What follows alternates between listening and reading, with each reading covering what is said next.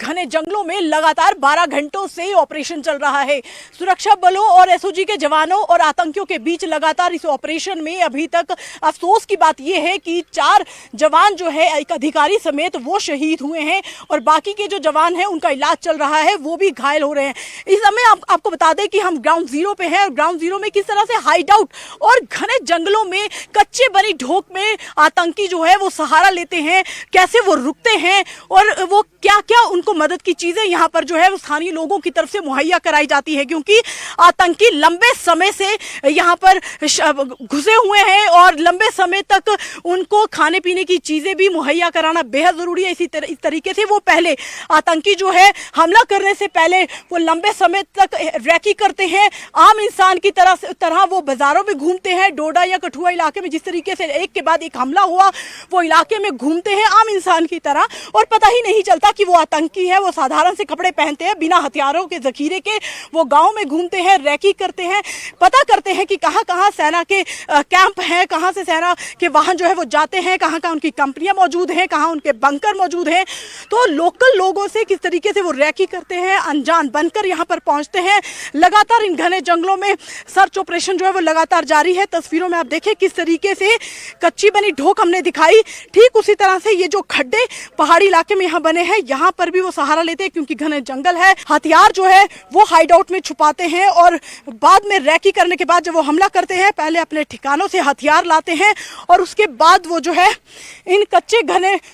बने घरों में जो है वो छुप जाते हैं। भारतीय सेना के जवान इस समय तस्वीरों में आप देखिए लगातार जो है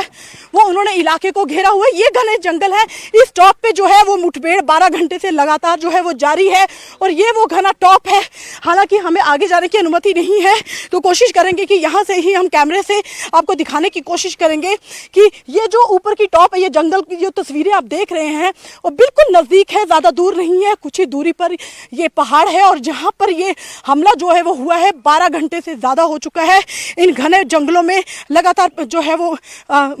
हमारे जवान जो है वो पहुंच रहे थे, सर्च कर रहे थे, सुरक्षा बल वहां पर पहुंचे थे, एसओजी के जवान वहां पर पहुंचे थे, लेकिन सर्च के दौरान ही उन्होंने आतंकियों ने जो है वो सेना के जवानों पर फायरिंग की। बदले में उन्होंने भी फायरिंग की, दोनों तरफ से ताबड़तोड़ फायरिंग जो है वो 3 से 4 घंटे लगातार चलती रही। बाद में हमारे जो जवान थे वो जो है वो घायल हुए। तो ये जो इलाका है, यहाँ से कहा जा रहा है, सूत्रों से के अनुसार जानकारी मिली है कि हमारे जो जवान थे यहाँ अपने वाहन में, तस्वीरों में दिखाने जाऊँगी, आशु आप दिखाने की कोशिश करो, ये जो वाहन है इसके आगे वाहन भी नहीं जाते हैं क्योंकि सड़क जो है वो असाधारण सी बनी हुई है, सड़क बिल्कुल ठीक नहीं है, यहाँ से आगे वाहन नहीं जाते हैं। तो ये जो सेना के जवान गाड़ियों के साथ यहाँ मौजूद हैं और बिल्कुल ऊपर जो है वो कच्चे बने ढोक जो आप देख रहे हैं, बहुत ज्यादा दूर नहीं है, बिल्कुल नजदीक ऐसे ये ढोक कच्चे बने मकान है जहां पर आतंकी जो है वो लगातार सहारा लेते हैं, लगातार छुपते हैं। हाल ही में डोडा में जो मुठभेड़ हुई थी उसमें 3 आतंकी जो ढेर किए गए थे, ऐसी ही बनी कच्ची ढोक में उन 3 आतंकियों को मार गिराया था और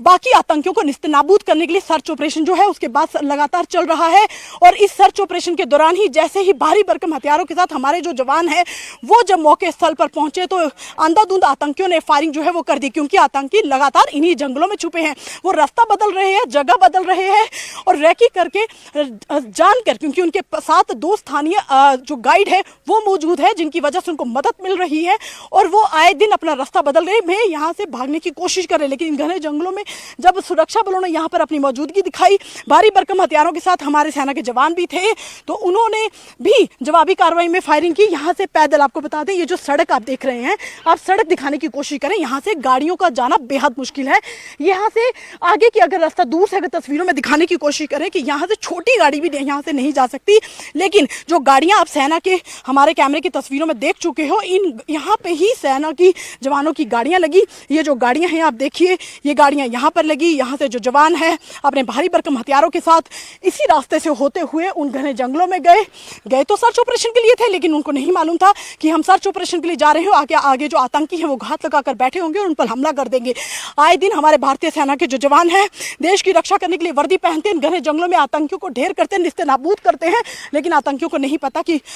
वो आतंकियों की माफ कीजिए, जवानों को नहीं मालूम होता कि आतंकियों की गोलियों का निशाना वो बन जाएंगे, और आतंकियों को भी खबर नहीं होती कि कब कितनी ज़्यादा तादाद में भारतीय सेना के जो जवान हैं वो उनको चारों तरफ से घेर लेंगे। क्योंकि एक टॉप है, तो ये घने जंगलों का टॉप अगर आप देख रहे हैं कैमरों में, इस टॉप पे आतंकी अक्सर ऐसी टॉप पे, वो जंगलों में नहीं, पहाड़ियों के अंदर नहीं छुपते हैं। आजकल उन्होंने नई टेक्निक का सहारा लिया है, वो या तो कच्चे मकान का सहारा लेते हैं या फिर ऐसी टॉप पे चले जाते हैं कि जहां पर दिन या शाम या रात को अगर